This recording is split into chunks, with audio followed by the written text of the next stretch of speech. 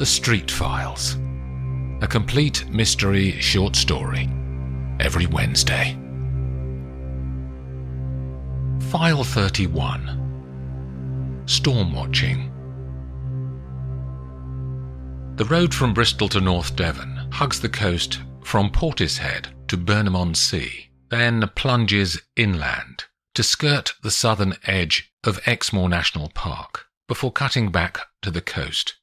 After picking up her daughter Poppy from Bristol University's new Bridewell Hall of Residence late in the afternoon on a Friday, Olivia Street drives her red MG Midget the 100 miles to Ilfracombe and the Stormwatching hotel called Darnley that sits above the town and commands a view across the houses and the harbour, as well as the Atlantic Ocean, stretching far out to the west.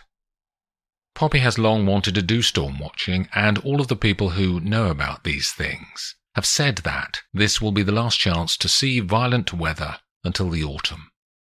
The light of the day is starting to seep away as Olivia steers along the road called Upper Tors, then turns through a grand stone gateway with solid black wrought iron gates either side that are 8 foot high.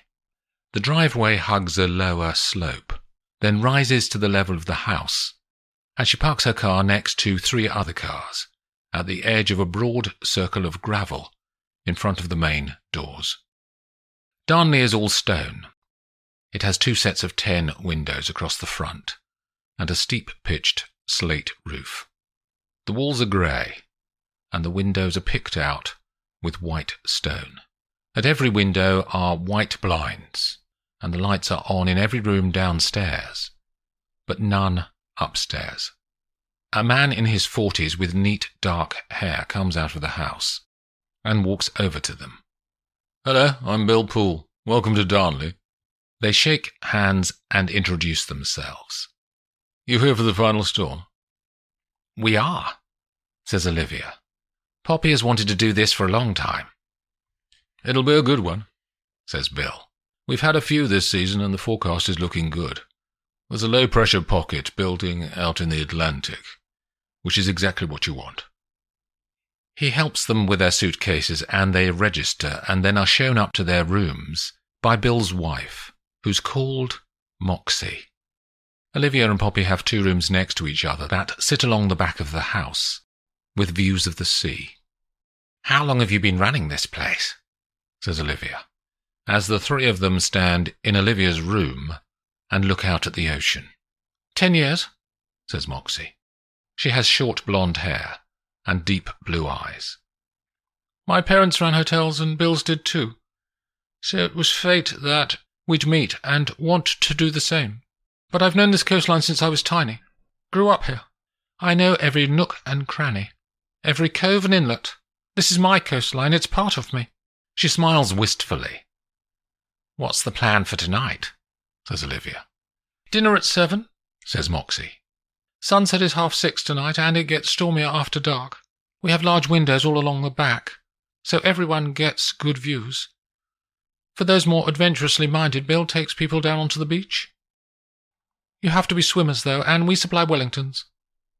"Can I ask about your name?" says Poppy. "I've not heard it before. I called myself Moxie when I was 3 because I couldn't pronounce my full name, which is Muriel Mary Martha McLean, so it just stuck. Now everyone calls me Moxie. I'll see you later downstairs," she says, and walks out. When Olivia and Poppy appear in the dining room at 7, there are 2 other couples already here, and Bill is serving champagne. One of the women is near Poppy, and she's in her mid-20s with dark brown hair and beautiful eyes. "Hi, I'm Poppy," says the teenager. "Emma," she says, and she holds out her glass for Poppy to chink it. "Do you follow me on Instagram? What's your account name? My fave Lux list?" She looks expectant. "I'm not sure I do," says Poppy. "You should. We all need dreams and aspirations." She smiles. "What are your dreams and aspirations?" "Another 10,000 followers." "What then? Just keep growing?" "I haven't thought. I'm living for the moment. I don't need to think about the future." "You'd be better off if you lived in the moment," says Emma. "Excuse me. I need to do a video. That's why I'm here, after all."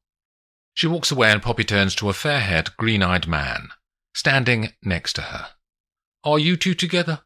she says, nodding over towards Emma, who is recording a video on her phone by the windows. "I know what you're thinking," he says. "Unlikely couple." "What's your name?" she says. "Finn." "You're not an influencer then, Finn?"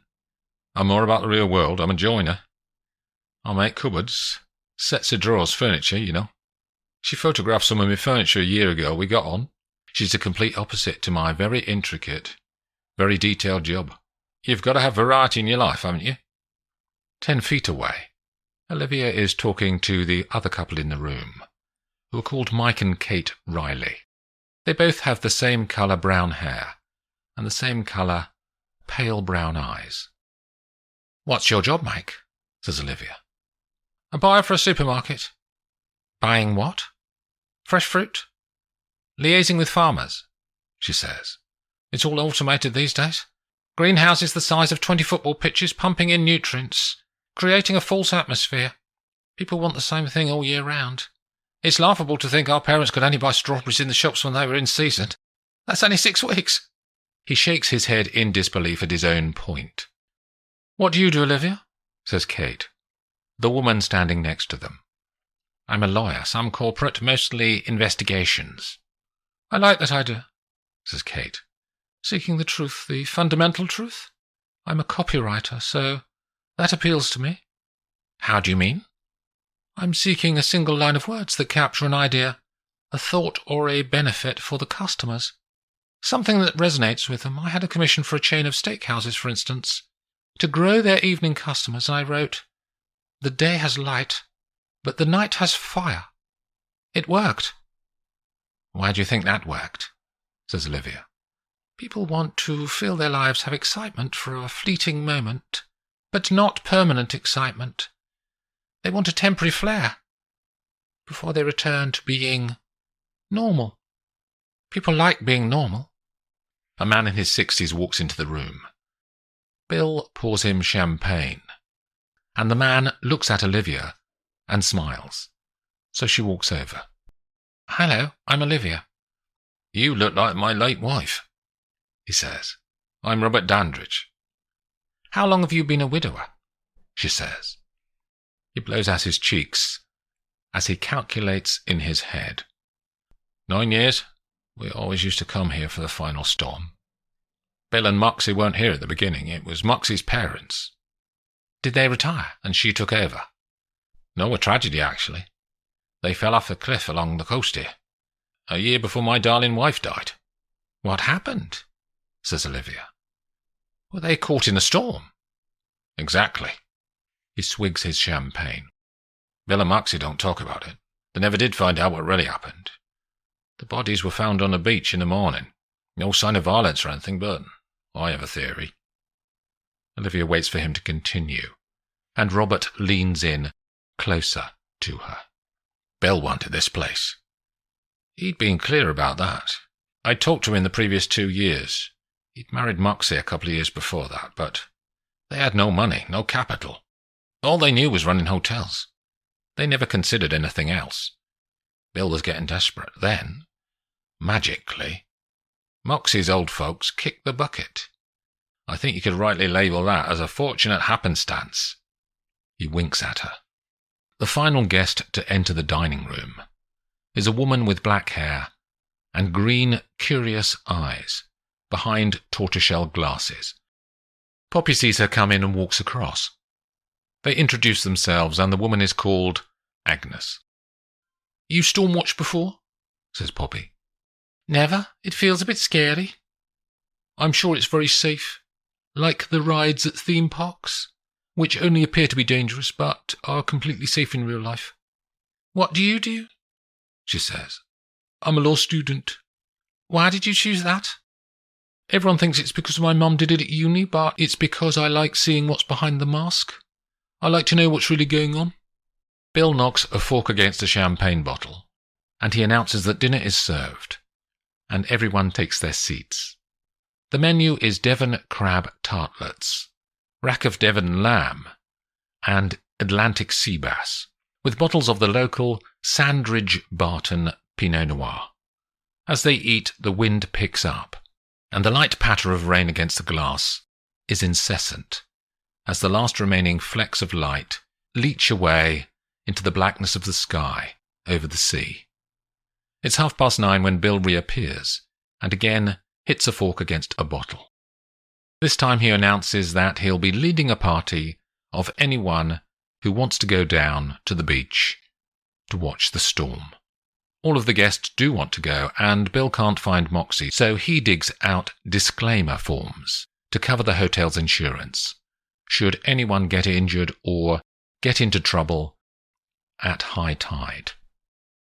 There are 20 pairs of yellow Wellingtons lined up now in the hallway, of different sizes, and the guests find boots that fit them, then take the side door out of the hotel. Bill dons a backpack and leads them across the grass to a back gate that gives access to 100 yards of rough grassland, from here to the edge of the cliff. He has a torch, but no one else does, so they all keep close together as they slowly weave along over the bumpy terrain. The rain is harder as they reach the top of a path that curves back and forth from the cliff top to the sand far below. Halfway down, the path ends, and there's a wooden staircase that covers the rest of the route to the beach. It feels unsteady, but Bill calls up to everyone that the stairs have been here for years, and no one should be concerned. They reach sea level, and as promised, the storm is roaring and billowing all around them. The beach is 100 yards long, and stretches out into the darkness either side, until they can't see it. Emma is recording a video, and others are taking photos on their phones, or just watching the waves and the wind. There's a dull thud behind them, and one or two hear it and turn to see what has happened. Gradually they all turn and can see Moxie's lifeless body, half on the sand and half spread over a large rock. Her eyes are open, and the blood is pumping down across her face. 3 of the group run across to her, as they have some medical knowledge. Olivia, Finn the carpenter, and Kate the copywriter. They check her vital signs and there's no pulse, but the blood is still pouring out of her wound.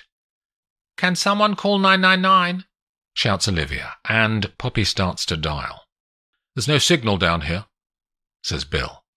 "I'll go and call from the top of the cliff. There's a signal there." He disappears along the beach, and Olivia, Finn and Kate continue to struggle to stem the bleeding from Moxie's head. After 5 minutes, Bill is back. "They're sending a lifeboat," he says to everyone. 15 minutes later, a lifeboat appears around the headland and comes inshore. The medic on board does her checks, tries mouth-to-mouth resuscitation, heart massage, and she injects adrenaline. But in the end she declares life extinct and radios into her control to confirm it. There's a body bag on the lifeboat, and they lift Moxie up and across into the craft, and Bill says he'll drive to the hospital straight away. The group all walk back to the staircase and talk gently to Bill and give condolences. They're 30 meters from the steps when Finn calls out, "The staircase is gone." The wood is a messy pile at the foot of the rock. "It's come away from the anchors in the cliff," he says. "Is there another way back?" says Olivia. "Not at high tide. At low tide you can get around the headland. There's a path, but not here." "So we're stuck?" "We can shelter until the tide turns," says Bill. "There are caves over there." He leads them further along to the end of the cove, and there are 3 large caves. Finn organizes people to collect driftwood from the beach. Then he starts a fire in one cave. Bill's backpack contains flasks of soup and bread, which was supposed to have been consumed on the beach as they stormwatched. The people split into 2s and 3s. They find somewhere to sit and eat as they wait for the tide and watch the waves. Poppy and Olivia are sitting near the fire, as Olivia warms herself from the long attempted recovery of the body. "Do you think that she fell off the cliff, Mum?" whispers Poppy. "Do you remember what she said when we arrived? That she knew this coastline intimately. It does seem unlikely that she simply fell off the cliff. The old chap over there, Robert, he told me before dinner that Moxie's parents both died in the same way. That's how she inherited." "Inherited?" says Poppy.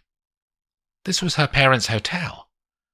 They died 10 years ago, just like she did." "Now I am suspicious. Can you find out any more from the old guy?" Olivia nods. Robert Dandridge is leaning against the rock at the back of the cave, as Olivia drops down next to him.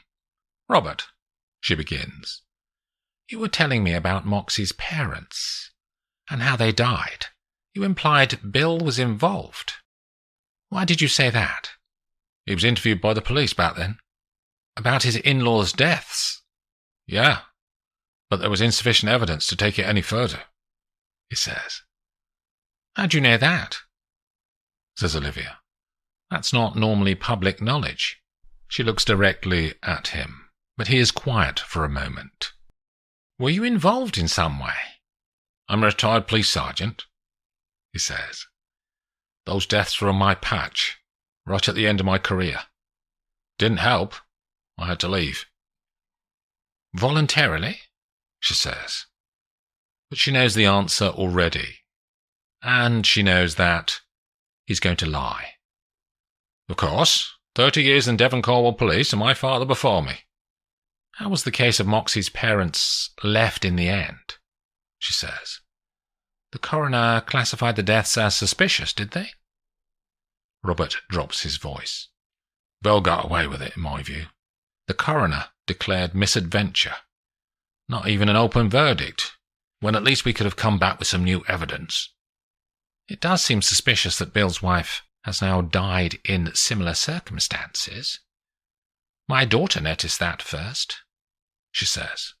Poppy is still curious about the event of tonight, and she walks over to Emma, the influencer, to see what she thinks.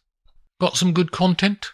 says Poppy, standing beside Emma, who is taking photos of the waves at the edge of the cave mouth. "Some good bits. I just need to edit them. That's when the magic happens," she says. "I need to get Bill Poole's approval before I post anything, of course." "Why? This is a paid job. People pay me to come and rave about their luxury stuff. That's what I do for a living." "Did he ask you to come here specifically for tonight?" says Poppy. "Yeah, it had to be tonight. In the brief that he gave you, did he mention anything else? Any other specifics? He has to be in half of the shots that I publish. Just in the background. I don't know why." In the next cave, Olivia walks over to Kate, the copywriter. "How are you feeling?" says Olivia. "It was a terrible accident." "I'm not sure it was an accident," says Kate. "She had plenty of enemies. Not like her mother, who was the sweetest woman." "How do you know that?" "I knew her mother." "You're from around here, I didn't realise," says Olivia. "I went to college here. Moxie's mum was a lecturer. She used to really listen. Not many people do that." "Why didn't people like Moxie?" "She killed her parents." Kate looks at her. "The old man over there," says Olivia. "Do you know him?" "No, never seen him." "What makes you say she killed them?" "I was there." "When they died?" "Yeah, doing a walk like this one, 10 years ago." "Tell me what happened then," says Olivia. "It was exactly the same," says Kate. "And I mean exactly the same. A storm, the route from the hotel, the unstable stairs, a body hitting the rocks. Except there were 2 bodies back then. Apart from that, it was exactly the same." "What made you come to this particular stormwatching session tonight, as opposed to the one last week or the week before that?" "I won it. In a raffle down the road. We live in Oakhampton. The local pub had a raffle, and this was one of the prizes." Agnes is standing watching the waves from a narrow gap in the cliff wall near the very edge of the caves, as Poppy walks over to her. "We won't be much longer," she says. "We should be able to walk to the next bay at about midnight, and it's 10:30 already." Agnes is quiet. "Are you okay?" says Poppy. "I told you I was scared. Now you know why." "Because Mrs. Poole died?" "I knew she would." "How did you know that?" "Bill told me he was worried about her." "In what way?" says Poppy. "She's been acting crazy recently," he said. "You know him, then?" "We chat in the pub." "What do you mean, you chat in the pub?" "I go for a drink at the Speckled Dog, up the coast. He comes in there. We chat. We're just mates," says Agnes, looking at her. "Did he invite you here tonight?" says Poppy. "He told me about it, yeah." "Did you know Moxie very well?" "Not at all," says Agnes. "I'm not her friend, just his. And anyway, he's got a girl." "What do you mean?" Agnes looks embarrassed now, and is regretting saying too much. "One of the girls in the kitchen, Carla. That's what he talks to me about. I'm his confidant." Poppy can see her mother across the cave, and Olivia beckons her over. "Talk later," she says to Agnes, and Olivia and Poppy step out onto the beach, to be out of earshot of anyone else. "What did the old guy say, Mum?" "He was a police sergeant 10 years ago, when Moxie's parents died, and he's unhappy that the coroner didn't declare unlawful killing. He didn't admit it, but I suspect that he was encouraged to retire early, as the case was unsolved." "And he still thinks that Bill Poole killed them?" "He does, but there's something else strange too. Kate, the blonde woman, she was a witness to the deaths of the parents 10 years ago. They died in exactly the same way, and fell off the cliff during a stormwatching session." "There are more odd things about these people in this party," says Poppy. "The influencer woman, Emma. She's here because Bill paid her to attend and promote the stormwatching on her socials. And the quiet girl with the glasses, Agnes, she knows Bill. They chat in the pub about a girl he's seeing on the staff. Bill and Moxie didn't have a good relationship." "Shall we talk to the 2 others that we haven't talked to? See if they have any connection with Moxie too," says Olivia. "I'll take Finn the carpenter," says Poppy. "Then I will talk to Mike, the man in fresh fruit." Olivia smiles at her daughter, and they walk back inside. Finn is watching Emma record another video as the sea laps around her feet at the mouth of the cave. Poppy stands next to him. "You don't know Bill, do you?" she says. "Who?" They don't look at each other, as they both watching Emma. "The man who owns the hotel, whose wife's died." "No, oh, no, never met him. Wouldn't trust him, though." "Why?" she says. "Insincere," says Finn. "You can tell him a mile off." Poppy looks at him now, and screws up her face. "I know what you're thinking, my girlfriend's an influencer. But she's pretending. It's an act, to get the followers. She'd be bloody awful to live with if she was like that in real life," he says. 20 feet away, Olivia stops Mike as he is stepping out of the caves on his way to the beach. "Mike, can we chat? I wanted to get some fresh air. Come on," he says. They step out onto the sand. The storm has passed its peak now, but there's still rain in the air, and it flutters against their faces on the wind. "Kate was telling me, Mike, that she was here on another storm-watching trip 10 years ago, when Moxie's parents died." "She was." He pushes his lower lip out. "And that she came here tonight because she won it in a raffle. Is that correct?" "No, I paid for it. She kept on talking about storm-watching, so I treated her. This was the only day she could do. She's had a load of work on, but this is the last storm of the season, and she said she couldn't miss it." "Do you live in Oakhampton?" says Olivia. Bristol?" he says. Then he looks out to the ocean. "Oh yeah, the police are here." Mike nods upwards to a catamaran with a blue light on it that has just come round the headland. Sergeant Steve Leland and a police constable come ashore and report that the kitchen staff in the hotel had become concerned when no one returned, and they saw that the wooden staircase had collapsed, so they called the emergency services. Olivia asks the sergeant if she can talk to him, and she collects Poppy, and they walk along the beach and away from the others. They go through the essence of the conversations they've had with the people in the group, and the sergeant suggests that it's all a misunderstanding and asks Bill Poole over to talk, while everyone else is being loaded onto the police catamaran. "I'm sure this is all rubbish, Bill," says Leland, "but we've had an accusation about you." "Robert Dandridge, I assume," says Bill. "He's not a frail old man. Moxie's parents died 10 years ago, and she'd been researching it. After the coroner decided there was no case to answer, she wouldn't let it go.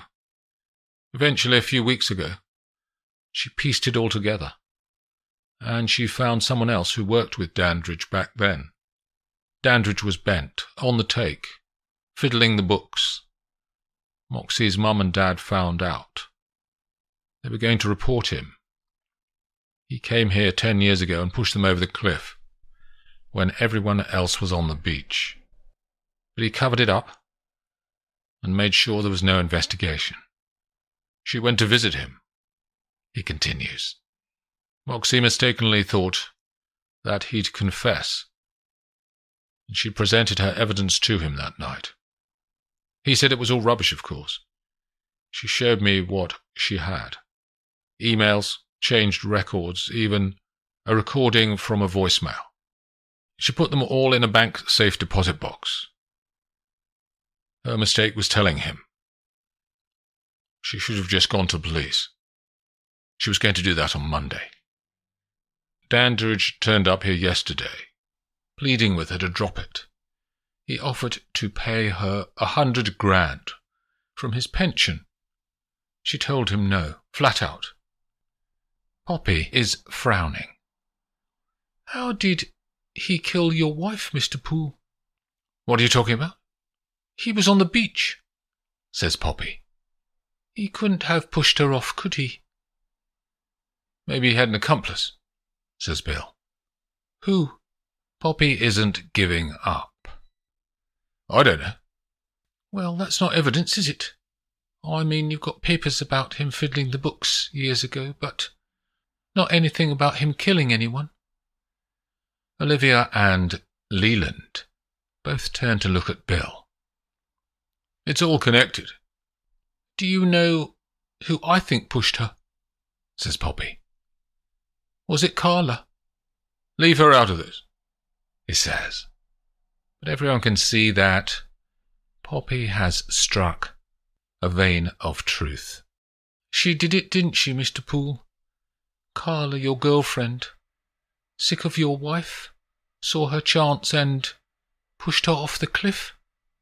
"I'm saying nothing," says Bill. "That's serious, Bill. I need to follow up on that," says Leland.